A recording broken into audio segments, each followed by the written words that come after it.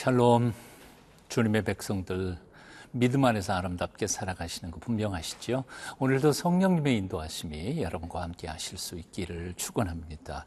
얼마 전 롯데의 부회장이 스스로 목숨을 끊은 비극적인 사건이 언론에 보도됐습니다. 검찰에 소환되기로 예정됐던 그날 아침에 말이지요. 그래서 아마 롯데의 비리를 집중적으로 깊이 수사하려고 계획했던 검찰이 상당한 어려움을 겪고 있는 것 같습니다. 그 이유는 아무리 엄격한 법이라 할지라도 이미 죽은 사람을 신문할 수는 없겠기 때문인 것이죠. 사도 바울은 똑같은 논리로 복음 안에 있는 그리스도인과 율법과의 관계를 지금 설명하고 있습니다.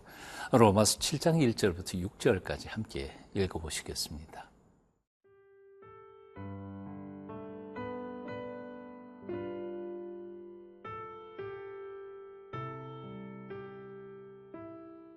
로마서 7장 1절에서 6절 말씀입니다. 형제들아, 내가 법 아는 자들에게 말하노니 너희는 그 법이 사람이 살 동안만 그를 주관하는 줄 알지 못하느냐. 남편 있는 여인이 그 남편 생전에는 법으로 그에게 매인 바 되나 만일 그 남편이 죽으면 남편의 법에서 벗어나느니라. 그러므로 만일 그 남편 생전에 다른 남자에게 가면 음녀라. 그러나 만일 남편이 죽으면 그 법에서 자유롭게 되나니 다른 남자에게 갈지라도 음녀가 되지 아니하느니라.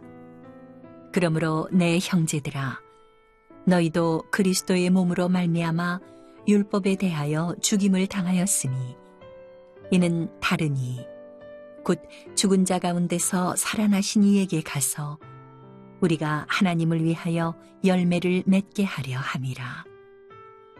우리가 육신에 있을 때에는 율법으로 말미암는 죄의 정욕이 우리 지체 중에 역사하여 우리로 사망을 위하여 열매를 맺게 하였더니 이제는 우리가 얽매였던 것에 대하여 죽었으므로 율법에서 벗어났으니 이러므로 우리가 영의 새로운 것으로 섬길 것이요 율법 조문에 묵은 것으로 아니할지니라. 제가 1절, 2절 봉독해 드리겠습니다. 형제들아, 내가 법을 아는 자들에게 말하노니 너희는 그 법이 사람이 살 동안만 그를 주관하는 줄 알지 못하느냐. 남편이 있는 여인이 그 남편 생전에는 법으로 그에게 매인 바 되나 만일 그 남편이 죽으면 남편의 법에서 벗어나느니라. 아멘. 세상의 어떤 법도 죽은 사람을 소환할 수 있는 법은 없습니다. 적어도 법을 아는 사람들은 그렇다는 것이지요. 그래서 남편이 살아있는 동안에는 아내가 남편에게 예속되지만 남편이 세상을 떠나고 난 다음에는 그 아내가 어떤 남자에게 시집을 간다 하더라도 간음죄를 지는 것은 아니라는 것입니다.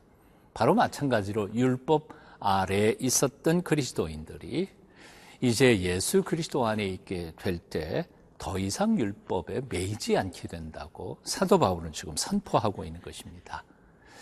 사실 사도 바울은 이미 로마서 6장 3절에서 이렇게 선언한 적이 있습니다. 무릇 그리스도와 합하여 세례를 받은 우리는 그의 죽으심과 합하여 세례를 받은 줄을 알지 못하느냐.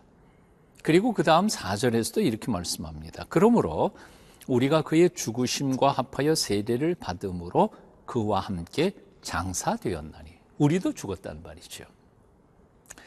심지어는 6장 11절에는 사도 바울은 이렇게까지 권면합니다. 이와 같이 너희도 너희 자신을 죄에 대하여는 죽은 자요 그리스도 예수 안에서는 하나님께 대하여는 살아있는 자로 여길지어다. 죄에 대하여는 죽은 자로 여기고 하나님께 대하여는 산 자로 여길지어다.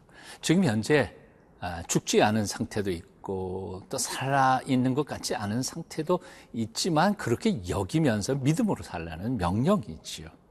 그렇습니다. 예수님의 보혈의 피로 세례를 받고 예수님 안에서 구속함을 받은 모든 그리스도인들은 옛사람이 십자가에서 죽은 사람들이라 그 말입니다. 육체의 본성은 죽고 육신이 소욕이 우리를 끌고 다녔던 그 죄악에서부터 자유함, 해방을 받은 사람들이 바로 그리스도인들이라 그 말입니다. 주께서 나의 모든 허물과 죄를 십자가에서 못 박고 그리고 죽으실 때 그 순간에 우리 또한 세례와 함께 주님과 함께 죽었다는 말입니다. 그래서 우리는 주님의 이름으로 세례를 받을 때 감히 우리는 이제 예수 그리스도와 함께 죽었다고 선언할 수 있게 되는 것입니다.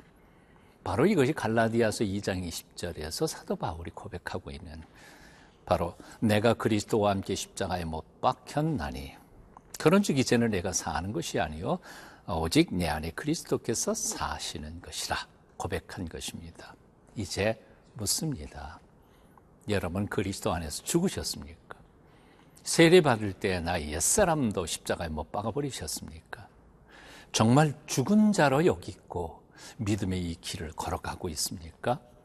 죽은 자만이 그리스도 안에서 죽은 자만이 율법에서 자유함을 얻을 수 있습니다. 십자가의 과거를 못 박아버리십시오. 그리고 주님 안에서 살아나십시오.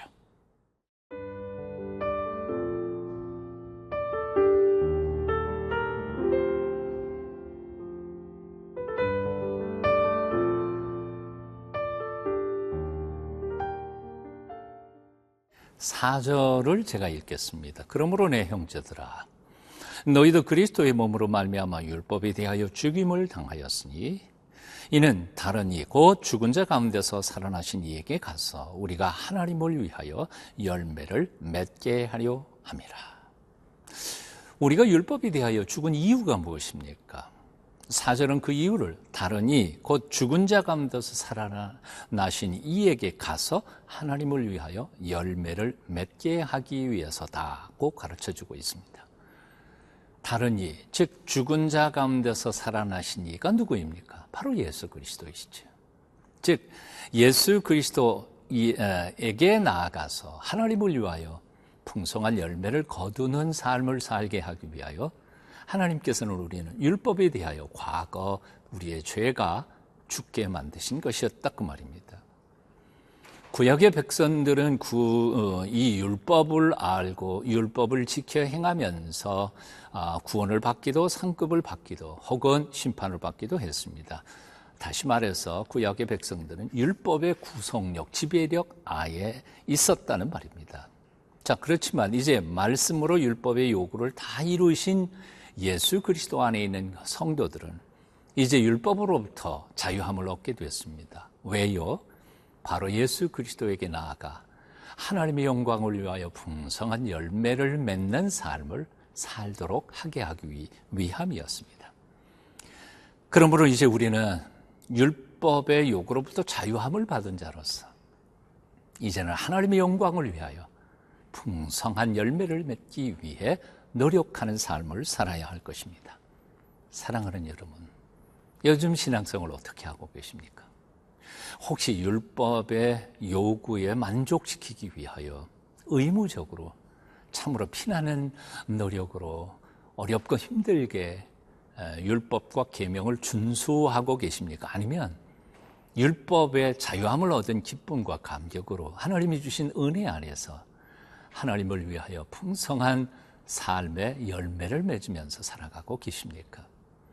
신앙은 의무이기보다는 기쁨과 감사로 하나님 앞에 드리는 선물입니다.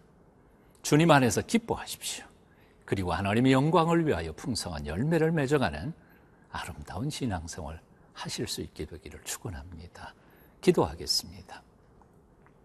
죄로 말미암아 율법에 매여 있던 우리를 다시 살리신 주님을 찬양합니다. 단지 종교적인 맹정으로가 아니라 주님을 사랑하는 영적 감격과 기쁨으로 풍성한 의의 열매를 맺는 하나님의 자녀들로 살게 우리를 붙잡아 주시옵소서. 예수님 이름으로 기도합니다. 아멘.